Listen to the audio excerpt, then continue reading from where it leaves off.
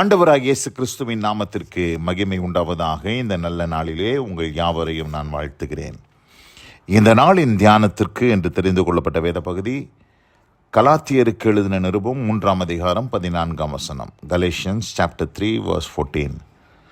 ஆபிரகாமுக்கு உண்டான ஆசீர்வாதம் கிறிஸ்து இயேசுவினால் புறஜாதிகளுக்கு வரும்படியாகவும் ஆவியை குறித்து சொல்லப்பட்ட வாக்குத்தத்தத்தை நாம் விசுவாசத்தினாலே பெரும்படியாகவும் இப்படி ஆயிற்று. ஆமேன். பிரியமானவர்களே, நாம் இங்கே வாசிக்க கேட்ட இந்த வார்த்தையிலே ஆபிரகாமுக்கு உண்டான ஆசீர்வாதம் இங்கே யாருக்கு வருதான்? புறஜாதிகளாகிய நமக்கு அந்த வாக்குத்தத்தத்தை, ஆவினால் உண்டான அந்த வாக்குத்தத்தத்தை விசுவாசிக்கிறதின் மூலம் நமக்கு உண்டாகிறது என்பதை இங்கே வாசிக்க கேட்டோம். மாம்சத்தின்படி ஆபிரகாமின் சந்ததியார் யார் என்று சொன்னால் இஸ்ரவேலர்கள், யூதர்கள். அவர்கள்தான் மாம்சத்தின்படி ஆபிரகாமினுடைய சந்ததிகள். ஆனால் அந்த சந்ததிகளுக்கு வரவேண்டிய ஆசீர்வாதத்தை ஆண்டவர் யாருக்கும் தருகிறார் என்று சொன்னால் புறஜாதிகள் என்று சொன்னால் யூதர் அல்லாதவர்கள், இஸ்ரவேலர்கள் அல்லாதவர்கள், விருத்த சேதனம் இல்லாதவர்கள் எல்லாம் புறஜாதிகள். அந்த புறஜாதிகளாகிய நம்மை ஆண்டவர் என்ன சொல்லுகிறார்னா, ஆபிரகாமின் ஆசீர்வாதத்தை நான் உங்களுக்கு தருகிறேன். ஆசீர்வாதத்தினுடைய எதிர்ப்பதம் என்னவென்று சொல்லி பார்க்கும்போது சாபம். நம்மலாம் ஒரு காலத்தில் சபிக்கப்பட்ட சந்ததியாக நாம் காணப்பட்டோம். நாம் சபிக்கப்பட்டவர்களாய் இந்த பூமியில் வாழ்ந்து கொண்டிருந்தோம். தேவனற்றவர்களாய், இஸ்ரவேலின் காணியாட்சிக்கு புறம்பானவர்களாய், வாக்குத்தத்தம் அற்றவர்களாய், தேவனற்றவர்களாய், நம்பிக்கை இல்லாதவர்களாய் நாம் வாழ்ந்து கொண்டிருந்தோம். அப்படி வாழ்ந்து கொண்டிருந்த நம்மை தேவன் என்ன செய்தார் என்று சொன்னால், இதே கலாத்தியர் 3ஆம் அதிகாரம் 13ஆம் வசனத்திலே, மரத்திலே தூக்கப்பட்ட எவனும் சபிக்கப்பட்டவன் என்று எழுதியிருக்கிறபடி கிறிஸ்து நமக்காக சாபமாகி நியாயப்பிரமாணத்தின் சாபத்திற்கு நம்மை நீங்களாக்கி மீட்டுக் கொண்டார். நியாயப்பிரமாணத்தின் சாபத்திற்கு கீழாக நம்ம எல்லாரும் அகப்பட்டு இருந்தோம். இந்த நியாயப்பிரமாணம் யூதர்களுக்கு மாத்திரம் அல்ல, எல்லா மனுஷருக்காகவும் விதிக்கப்பட்ட ஒன்று. அந்த நியாயப்பிரமாணத்தை நிறைவேற்றக்கூடாமல் இருந்தது நிமித்தம், அது நிமித்தம் வந்த சாபங்கள் அநேகம் உண்டு.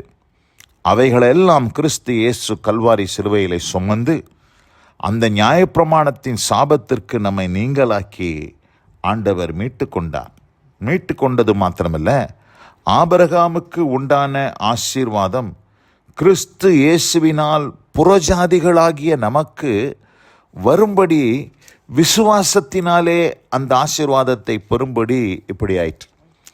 அப்போ விசுவாச மார்க்கத்தார், நம்மளை ஆண்டவர் என்னன்னு சொல்கிறாருன்னா விசுவாச மார்க்கத்தார்கள் என்று சொல்கிறார். கலாத்தியர் 3ஆம் அதிகாரம் 7ஆம் வசனத்தை வாசிக்கிறேன். ஆகையால் விசுவாச மார்க்கத்தார்கள் எவர்களோ அவர்களே ஆபிரகாமின் பிள்ளைகள் என்று அறிவீர்களாக. அப்போ யாரெல்லாம் விசுவாச மார்க்கத்தாரோ அவர்கள் எல்லாம் யாருடைய பிள்ளைகளாக மாறுகிறார்கள்? ஆபிரகாமிற்கு பிள்ளைகளாக மாறுகிறார்கள். அப்போ மாம்சத்தின்படி ஆபிரகாமுடைய சந்ததியிலே பிறந்தவர்கள் மாத்திரமல்ல, யாரெல்லாம் கர்த்தராகிய இயேசு கிறிஸ்துவை விசுவாசிக்கிறார்களோ அந்த விசுவாச மார்க்கத்தார்கள் எல்லாரும் ஆபிரகாமுக்கு பிள்ளைகளாக இங்கே காணப்படுகிறார்கள். 9ஆம் வசனத்தை வாசிக்கிறேன். அந்தபடி விசுவாச மார்க்கத்தார் விசுவாசமுள்ள ஆபிரகாமுடைய ஆசீர்வதிக்கப்படுகிறார்கள். அப்போ ஆபிரகாம் ஆசீர்வதிக்கப்பட்டவன். அந்த ஆசீர்வாதம் யாருக்கும் உரியது என்று பார்க்கும்போது, அந்தபடி விசுவாச மார்க்கத்தார் விசுவாசமுள்ள ஆபிரகாம் உடனே ஆசீர்வதிக்கப்படுகிறார். ஆபிரகாம் விசுவாசத்தினாலே நீதிமானாக்கப்பட்டான். அவன் விருத்த சேதனம் செய்யப்படுவதற்கு முன்பாக, நியாயப்பிரமாணத்தின் காலத்திற்கு முன்பாகவே அவன் விசுவாசத்தினாலே நீதிமானாக்கப்பட்ட அந்த அடிப்படையிலே புறஜாதிகளாகிய நாமும் விசுவாசம் உள்ளவர்களாய் நாம் காணப்படும்போது, விசுவாசமுள்ள ஆபிரகாம் எப்படி ஆசீர்வதிக்கப்பட்டாரோ அவரோடு கூட சேர்ந்து நாமும் ஆசீர்வதிக்கப்படுகிறோம் என்று இந்த இடத்துல ரொம்ப தெளிவாக சொல்லுகிறதை நாம் பார்க்கிறோம். பிரியமானவர்களே, இங்கே வாசிக்க கேட்ட இந்த வார்த்தையின்படியாக இந்த செய்தியை கேட்டுக்கொண்டிருக்கிற அன்பான சகோதரனே, சகோதரியே, உங்கள் ஒவ்வொருவரையும் தேவன் ஆவிக்குரிய ஆசீர்வாதங்களால் உங்களை ஆசீர்வதித்திருக்கிறார் என்பதை நீங்கள் புரிந்து கொள்ள வேண்டும். நீங்கள் விசுவாச மார்க்கத்தார் என்று சொன்னால் நீங்கள் ஆபிரகாமின் சந்ததி. நீங்கள் ஆபிரகாமின் சந்ததி என்று சொன்னால் ஆபிரகாம் உடனே நீங்களும் ஆசீர்வதிக்கப்பட்டவர்கள் என்பதை நாம் புரிந்து கொள்ள வேண்டும். ஆபிரகாமுக்கு உண்டான ஆசீர்வாதத்தை தான் தேவன் நமக்கும் தந்திருக்கிறார். இந்த ஆபிரகாமுக்கு உண்டான ஆசீர்வாதம் என்ன என்று சொல்லி ஒருவேளை நீங்கள் கேட்கலாம்.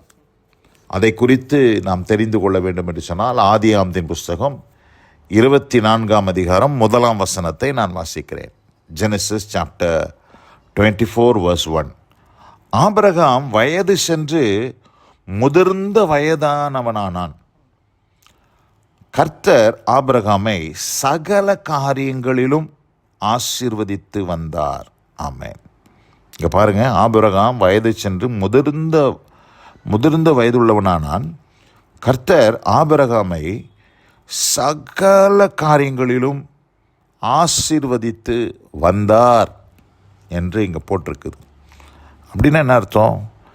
ஆபிரகாமுடைய ஆரம்பத்திலிருந்து அவருடைய முடிவு காலம் வரைக்கும் ஆபிரகாம் ஆசீர்வதித்து கொண்டே இருந்தார். சகல காரியங்களிலும், ஒரு காரியம் 2 காரியத்தில் மாத்திரம் ஆசீர்வாதம் இல்லை, சகல காரியங்களிலும் கர்த்தர் ஆபிரகாமை ஆசீர்வதித்து வந்தார்.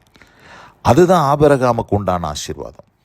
அப்போது இன்றைக்கு விசுவாசிக்கிறவர்களாகிய நீங்களும் ஆபிரகாமின் சந்ததியாக இருக்கிறபடினாலே விசுவாசமுள்ள ஆபிரகாமுடனே நீங்களும் ஆசீர்வதிக்கப்பட்டவர்கள் என்று நாம் வாசித்த அந்த வார்த்தையின்படி சகல காரியங்களிலும் உங்களையும் தேவன் ஆசீர்வதித்து வருகிறார் என்பதை தான் நாம் புரிந்து கொள்ள வேண்டும்.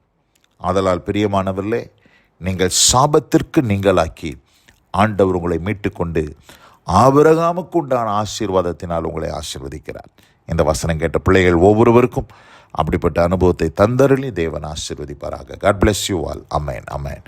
நாம் ஜெபிப்போம். எங்கள் அதிகமாக நேசிக்கிறதான எங்கள் அன்பின் பரலோக பிதாவே, ஆபிரகாமுக்கு உண்டான ஆசீர்வாதம் கிறிஸ்து இயேசுவினால் புறஜாதிகளுக்கு வரும்படியாக விசுவாசத்தினாலே அது அப்படி ஆயிற்று என்று நாங்கள் வாசித்த வார்த்தையின்படி விசுவாச மார்க்கத்தார் எவர்களோ அவர்களே ஆபிரகாமின் சந்ததி என்ற வார்த்தையின்படி விசுவாசிக்கிற உம்முடைய பிள்ளைகள் ஆபிரகாமின் சந்ததியாக இருந்து ஆபிரகாமுடனே ஆசீர்வதிக்கப்படுகிறார்கள் என்பதை இந்த நாளிலே புரிந்து கொள்ள கிருபை செய்தபடியால் உம்மை ஸ்தோத்திரிக்கிறோம். சகல காரியங்களிலும் ஆபிரகாமை ஆசீர்வதித்து போல உம்முடைய பிள்ளைகளை ஆசீர்வதியும். தேவ கிருபைக்கு தாழ்த்துகிறோம். இயேசு கிறிஸ்துவின் வல்ல நாமத்தில் பிதாவே. ஆமென், ஆமென், ஆமென்.